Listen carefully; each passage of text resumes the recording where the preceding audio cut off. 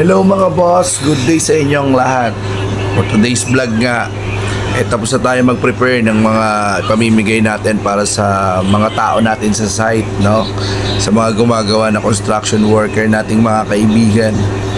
So, sana maging masaya kayo, no? Hindi naman lahat ng nagtatrabaho sa construction ay may panghanda talaga.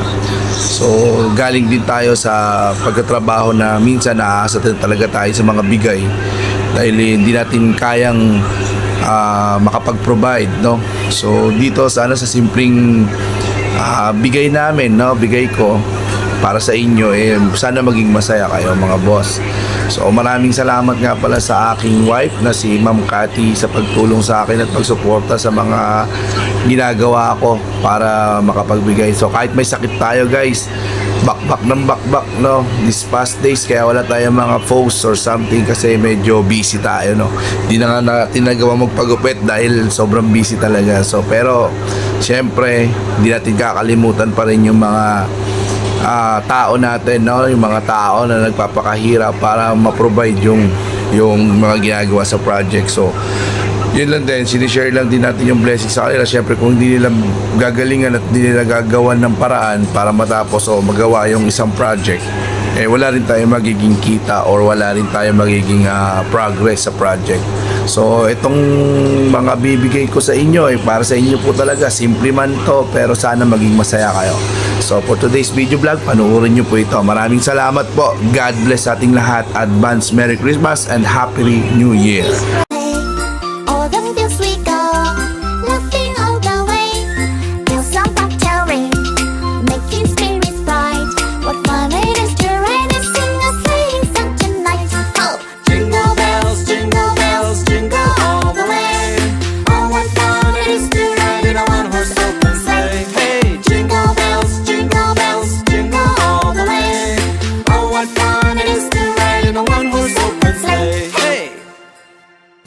At dito nga ay nagtapak na ang aking asawa na si Ma'am Cathy ng mga pamimigay natin sa 40 person, no?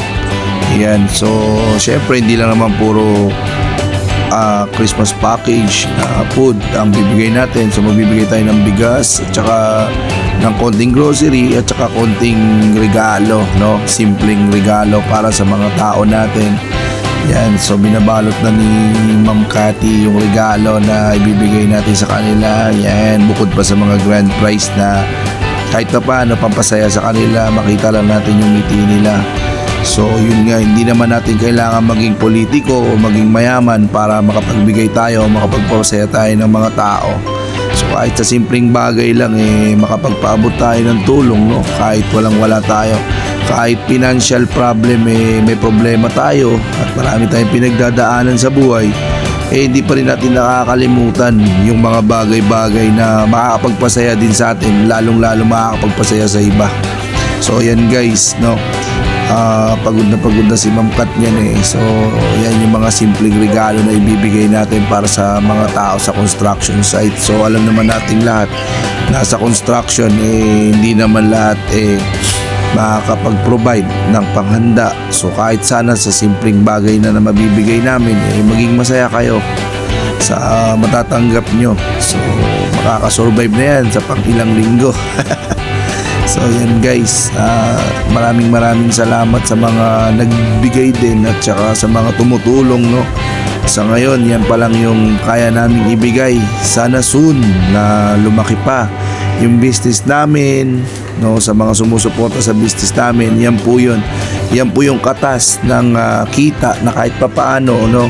Hindi naman tayo mayaman, hindi pa tayo mayaman, pero noon pa man ginagawa ko na yan. Talagang gusto ko magpasaya. Lalo ngayon, no, nakikita ko yung hirap ng mga tao sa pagko-construction.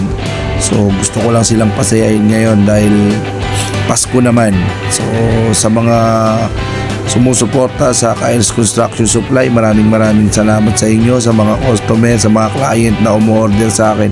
Maraming salamat sa inyo guys. Ayan po yung kita na konti na na-share natin. Kasama po kayo dyan sa mga na-share natin sa mga blessing na nakukuha natin. So yun guys, And so sana maging masaya yung mga taong makakatanggap nito, no, this coming Sunday sa konting year-end party ng mga tao sa construction site natin, guys. So buti na lang meron tayong katuwang ngayon na si Ma'am Kat, no, na nagbabalot, namimili, nagpi-prepare. So sa simpleng bagay na yan, napakasarap sa feeling, no, na nagagawa namin. Yung dating ako yung nag-aantay ng ayuda sa mga company na pinapasukan ko, 13 month or something, pero ngayon I'm blessed, God, Papa God, maraming salamat kasi ako na yung nagbibigay. So mas maganda yung nagbibigay ka kaysa ikaw yung binibigyan. Yun yung isa sa mga dahilan, no. Kaya sana lumaki pa yung business natin para mas marami pa tayong taong matulungan.